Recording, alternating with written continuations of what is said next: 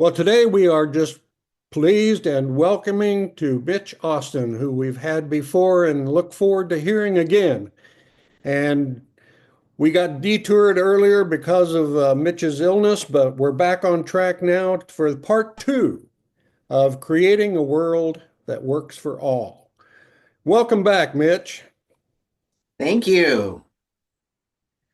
Excited to be here. Thank you, thank you, thank you. And I just want to give thanks to Renee, Reverend Dr. Renee Laboa, who stepped in. And thank you for just treating her with such kindness and love. She really enjoyed her time with you. And so excited to be with you in 2025. Woo! Yes, we made it to 2025. Ah. So last time I was with you, we had part one of creating a world that works for all. Creating a world that works for all.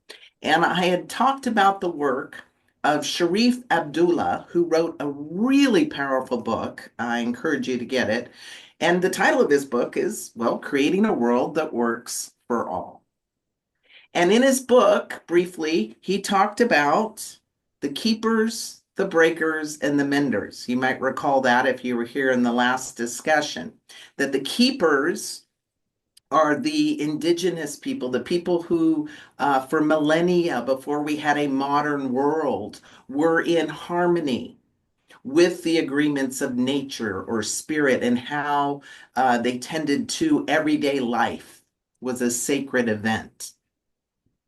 And then we had a new manifestation come forward in creating what we might call the modern world. And that's when we started to break away from some of those thinkings. We had a more mechanical thinking about our environment, that things were separate. And the separation consciousness caused some things to happen, right? We see the effects of it, right? The exploitation of environmental resources, we had things like Doctrine of Discovery show up, which was a official permission from the church to some of the country leaders in Europe that they could go out and just take whatever they found in the world and use it as they pleased, right? So we saw a lot of things start to break as that consciousness came into the world, and we're still seeing the effects of it. In fact, many of us just kind of were born into that consciousness, that it's mechanical, that things are separate, that it doesn't matter what we do over there, it won't affect anything over here, that we're separate from one another, right? All of those kind of collective agreements and consciousness.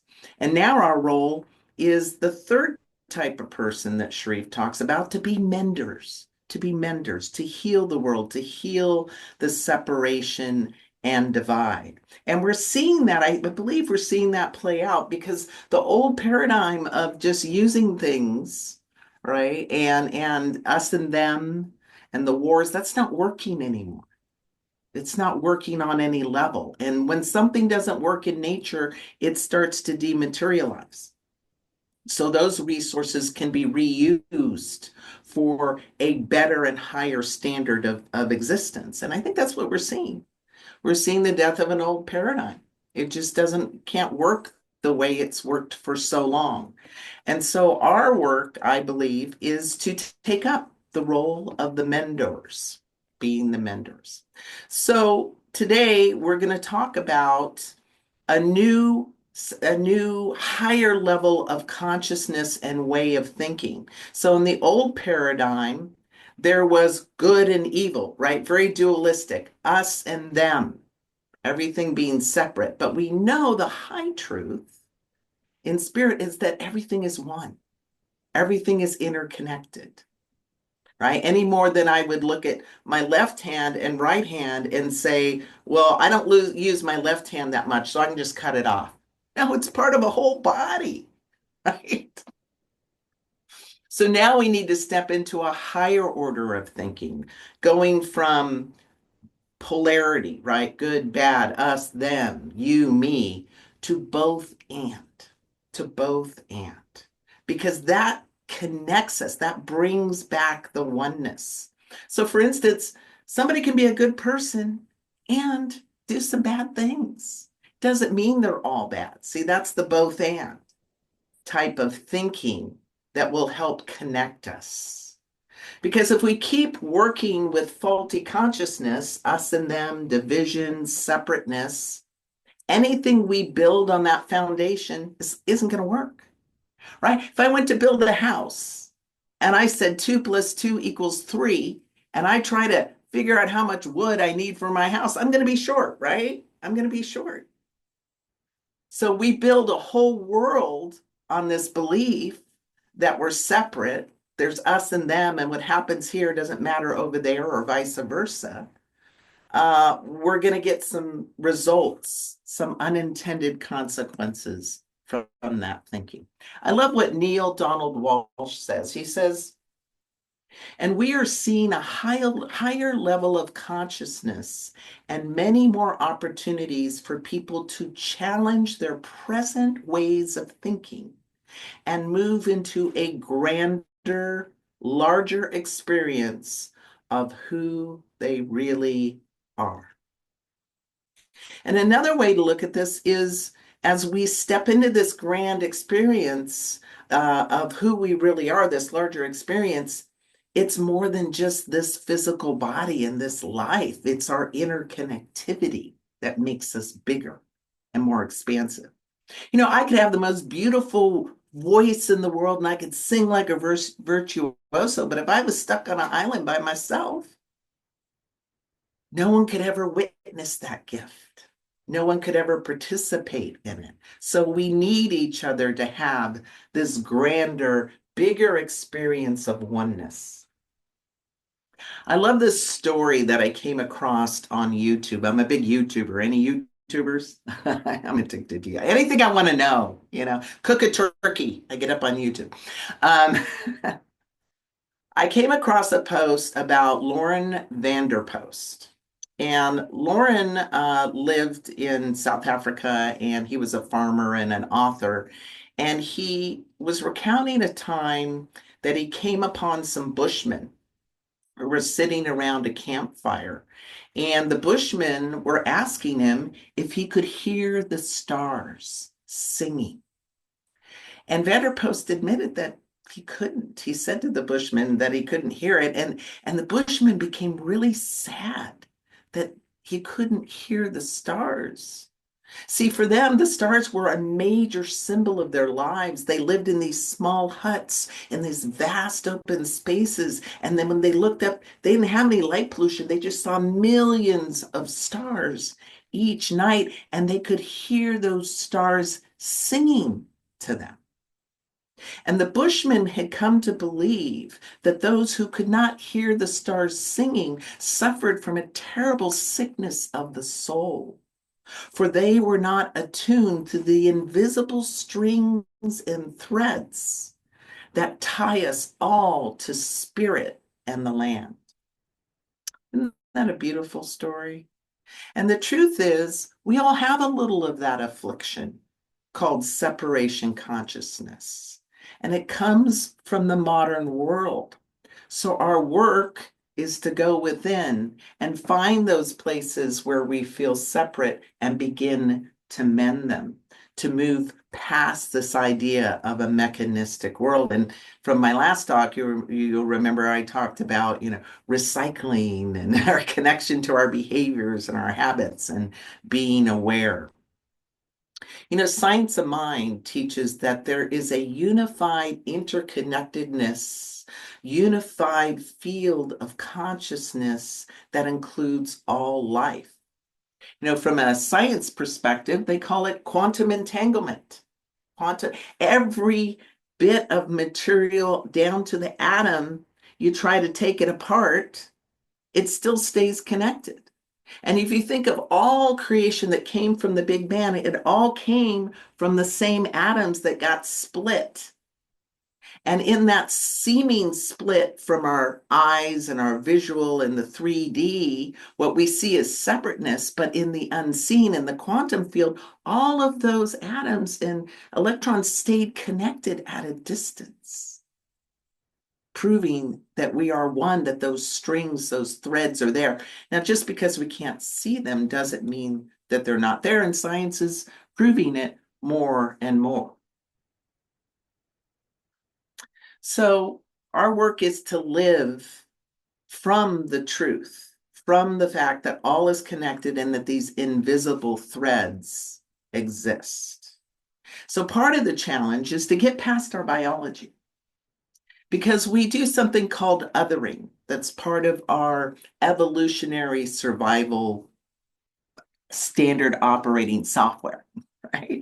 So when something comes into our experience, we immediately got to know, is it safe or is it a threat? Is it safe or it's a threat?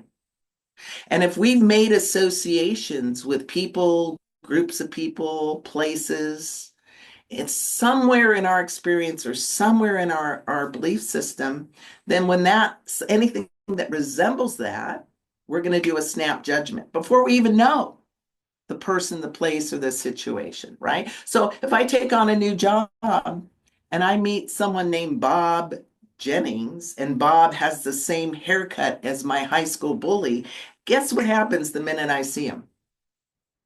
My defense mind already pops up and I feel a sense of pushing him away. It's called a snap judgment. It's our first reaction.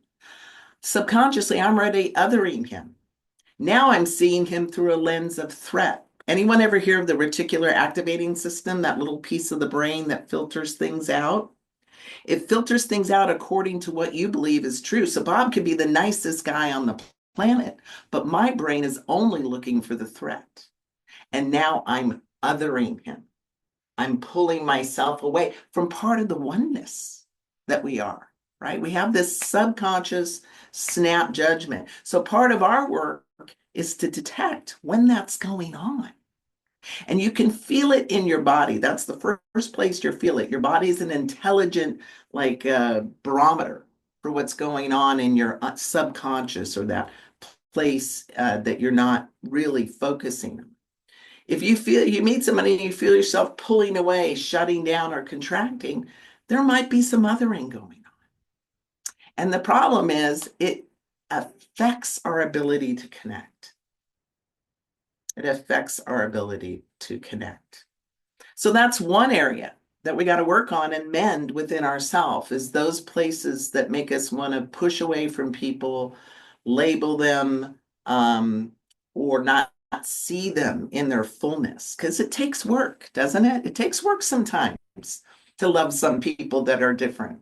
I remember I was teaching a class and I had this student, we'll call him Charlie. Yes, yeah, protect the innocent, right? And Charlie was on my last nerve. Charlie would show up to class late, wouldn't do the assignments, didn't keep the one-on-one appointment we made, and it was a speaking class. So at the end, we had a big performance. It was a big deal. I had to do the lineup, had to get all my notes together, and then Charlie pulled out the last second. I couldn't wait for the last day of class to be over. Charlie was working my last good nerve. But here's the thing. Charlie loved me, loved me. I didn't want anything to do with Charlie, but then Charlie showed up to my talks. Charlie wanted to know when my next classes were. And as it comes to happen, Charlie's actually at the spiritual community I am now, and is one of my biggest supporters and allies, and has become one of my very good friends, has joined the board, top volunteer. But what if I had written Charlie off? What if I didn't do the work to stay connected and move past some of the oops and ouch and the narrative going on in my head, right? I would have lost out. I would have lost out on a great ally.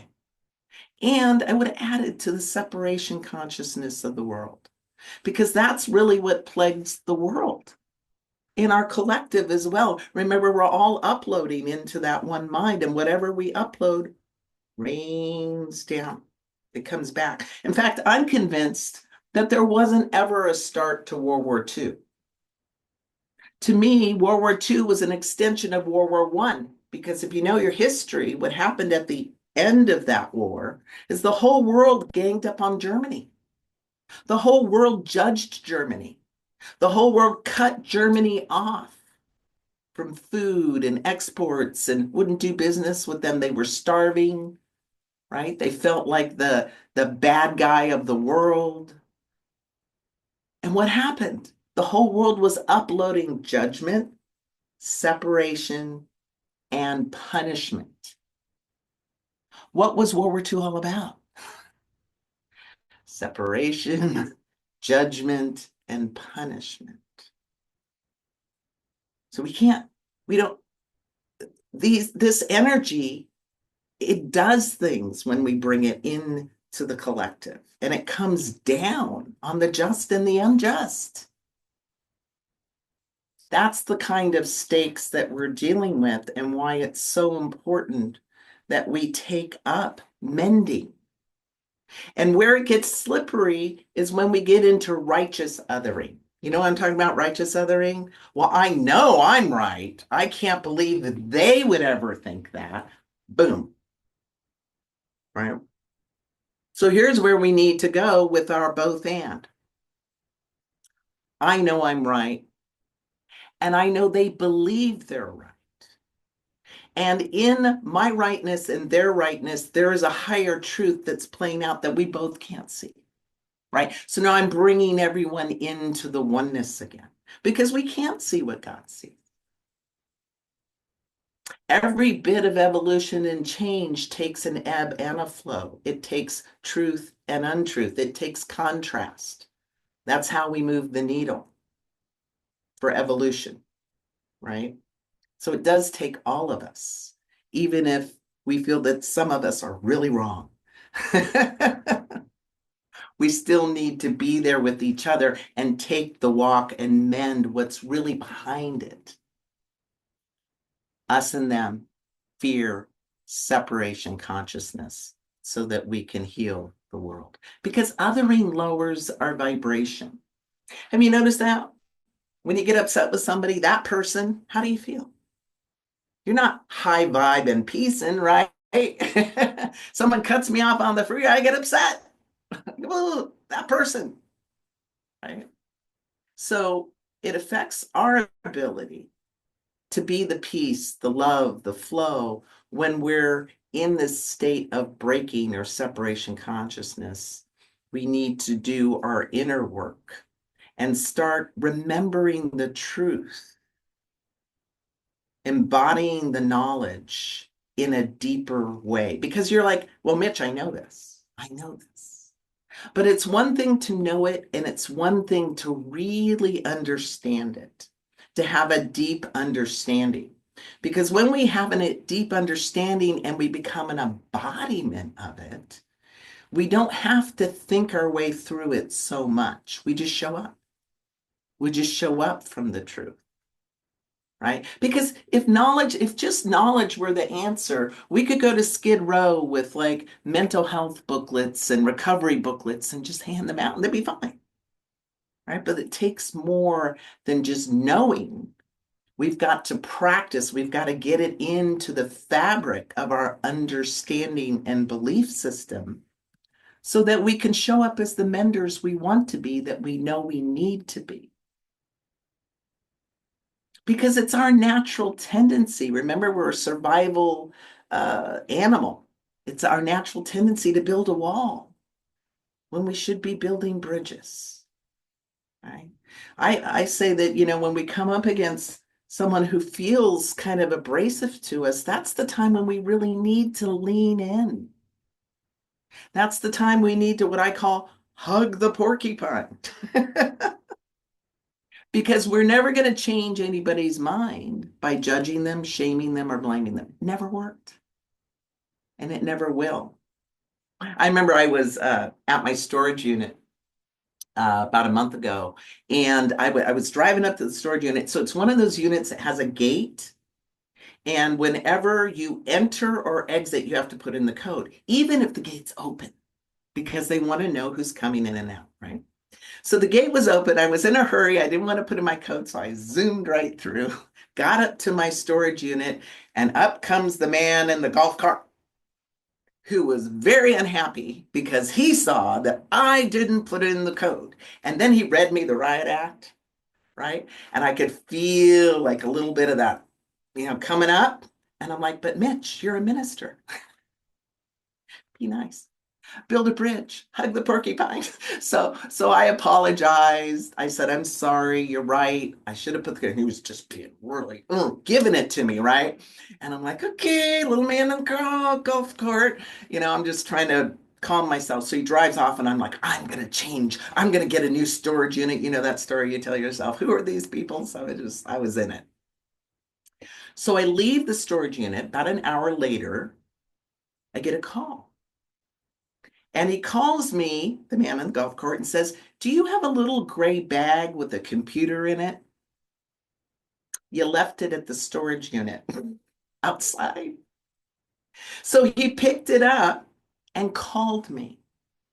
Now, I wonder what would have happened if I'd given him a piece of my mind or had been acidic, right? But I think he still would have called me because he felt very connected to the work he did. And I'm grateful in that moment, my higher nature kicked in to be love, to be connection, to be accountable, you know. And it just reminds me how much we need each other, you know. We need the porcupines too. And we can feel a greater sense of connection when we lean in and find that bridge of connection and support and love. It makes the world friendlier for us and the seeming other, right? That's our work. I love this quote by King T'Challa from the movie The Black Panther. He says, more connects us than separates us. But in times of crisis, the wise build bridges and the foolish build barriers. We must find a way to look after one another as if we were one single tribe.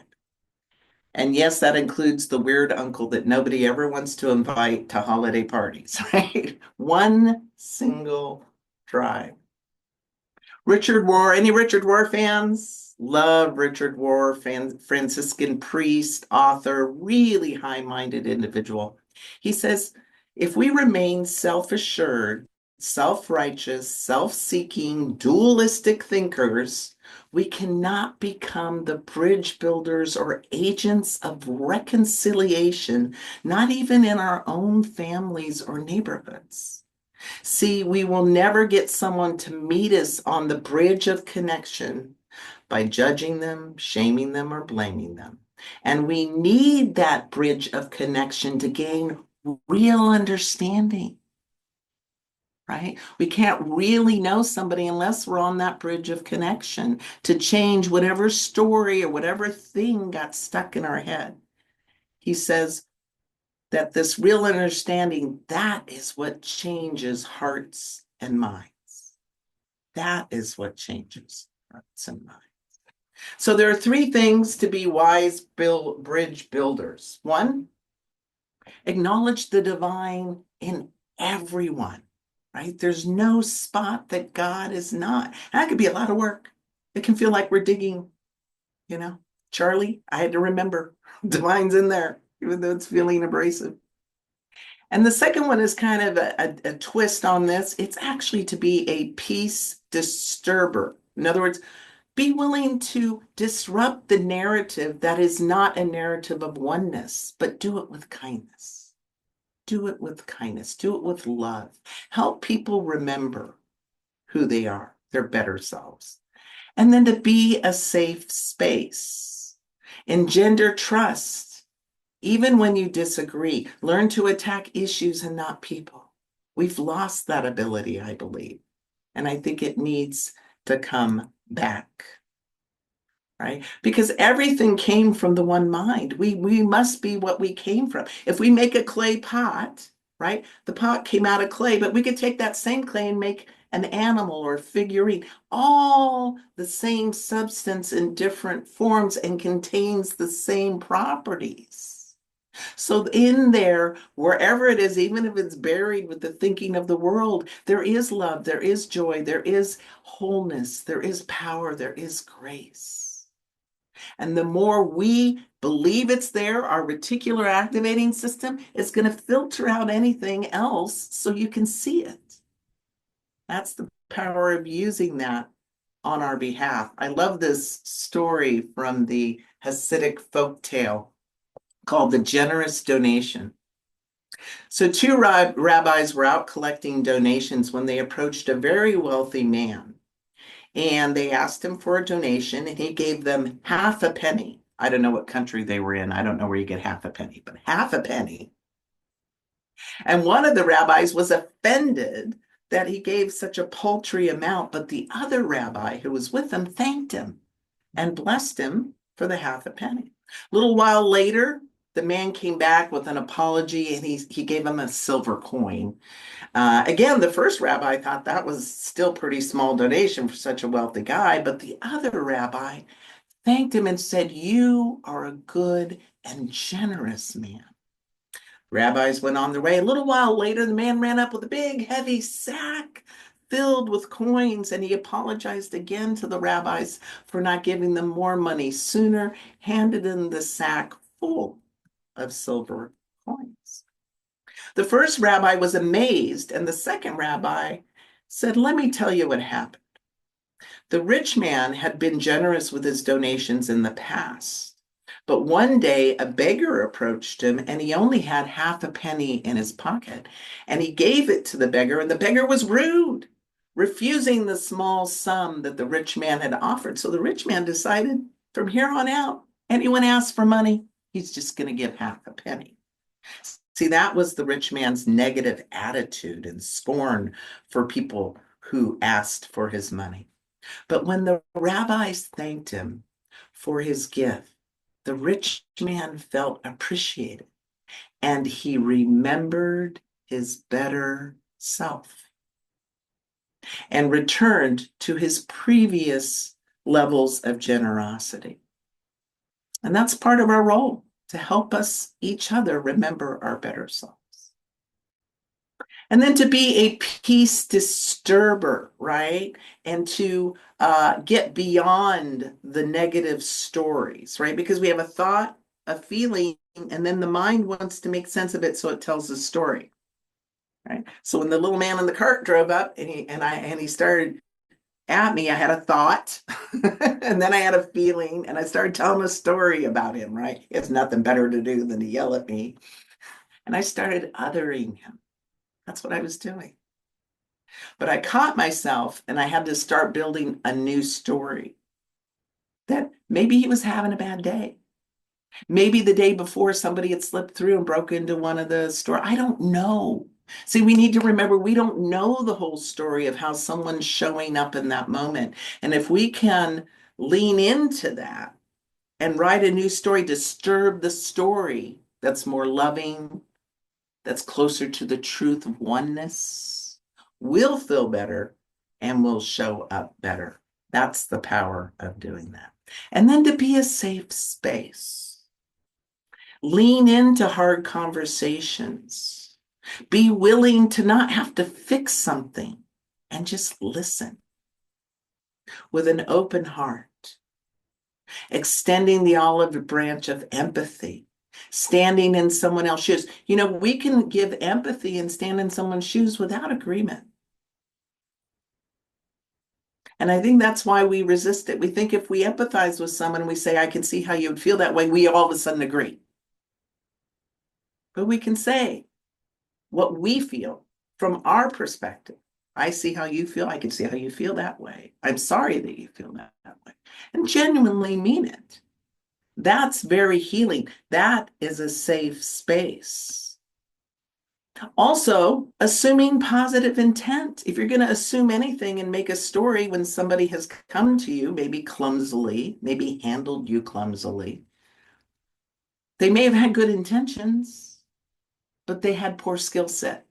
It didn't translate, right? If we assume positive intent, we can then lean in with curiosity.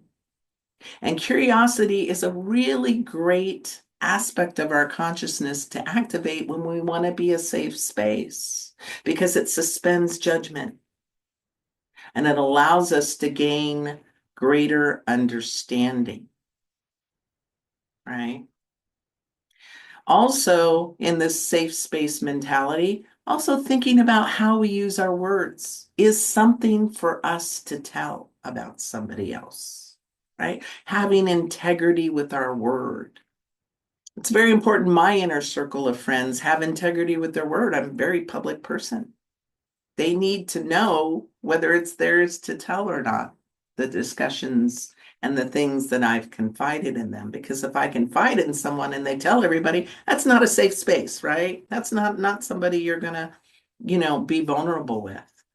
And a safe space is a place where you can be vulnerable, you can be seen, you can be heard, and you can still be loved for whatever is going through with you. So is everyone here willing to be a safe space? If yes, raise your hand. Raise your hand in action. Raise your hand. So I'm going to have you repeat after me. I'm going to have you repeat after me. I declare I am a loving presence and a safe space in mind, thought, and deed for all who come to me. So you're going to remember that when your neighbor is blocking your parking lot, parking your, you're going to remember that. When your brother asks to borrow money, right? You're just going to remember that. It doesn't mean you have to give him money, but you're going to be that safe space. You're going to listen. I love the wisdom of Mother Teresa. She says, if we have no peace, it's because we have forgotten that we belong to each other, to each other. So let us acknowledge the divine in all, leaves nothing out. Be a peace disturber, be willing to disturb the narrative. Because we get comfortable in some of our stories, don't we? We got to disrupt them sometimes, go deeper for the truth, and to be a safe space, to hold the energy, to empathize, to keep things confidential, to use our words in important ways. And I'm not saying be a doormat. I'm not saying accept people acting poorly with you. Have healthy but loving boundaries. Put your own oxygen mask on first, as they say. And let us attack ideas and not people, because there's only one of us. And I'd like to close with Howard Thurman's Moments of High Resolve. Keep fresh before me the moments of my high resolve, despite the dullness and the barrenness of the days. I search with due diligence. I can always find a deposit left by some former radiance. But I had forgotten.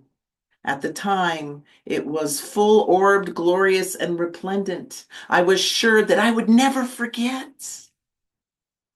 In the moment of its fullness, I was sure that it would illuminate my path for the rest of my journey. I had forgotten how easy it is to forget. There was no intent to portray what seemed so sure at the time. My response was whole, clean, authentic. But little by little, there crept into my life the dust and grit of the journey. Details, lower level demands, all kinds of cross currents. Nothing momentous, nothing overwhelming, nothing flagrant, just wear and tear. If there had been some direct challenge, a clear-cut issue, I would have fought it to the end and beyond. In the quietness of this place, surrounded by the all-pervading presence of God in my heart, whispers keep fresh before me my moments of high resolve, that in fair weather and in foul, in good times or in tempests, in the days when darkness and foe are nameless or familiar, I may not forget that to which my life is committed.